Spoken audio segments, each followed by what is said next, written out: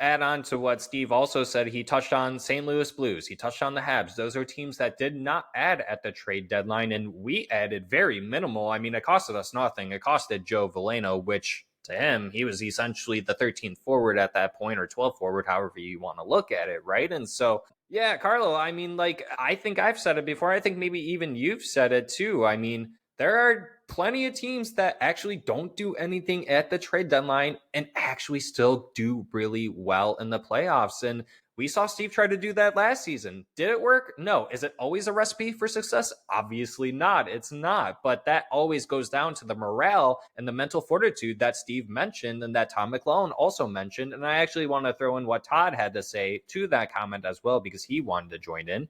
And he said, this team, in my opinion, was good enough to play in the playoffs based on how we were constructed, based on looking at some of the teams that did make it into the playoffs, like St. Louis, the Habs, the Sens, right? Mm-hmm. It got shitty, pardon my French, but that's his word, not mine. For us, we went deeper into it instead of pulling ourselves out. It doesn't matter who wasn't here or who Steve dropped in for us.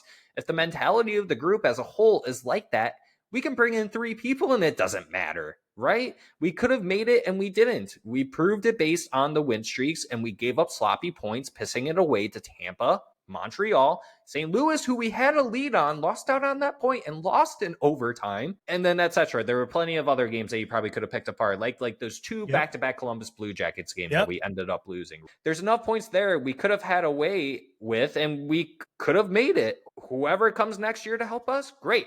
But we could have made it this year, and we pissed it away. Dude, you know what that tells? I agree with him too, and that just tells me that this team and the players on this team, they're just mentally, they are not ready. And you know what? It's the other thing I'm going to maybe go back a little bit on was, Yzerman did say that they felt at the beginning they could make a wild card. And they also felt the same way when they made the coaching change. But then March happened, and I think those 2 thoughts went away. So why would a general manager go and start taking his assets for a team that's not ready? Mentally, they're not there. They're falling apart. I think in March, Steve Yzerman knew this team wasn't going to make the playoffs. I mean, I think we all kind of knew that. There was a glimmer of hope.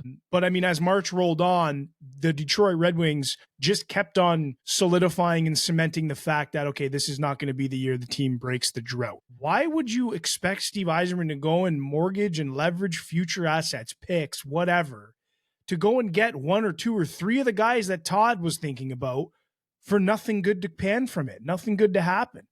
It just doesn't make sense to do it.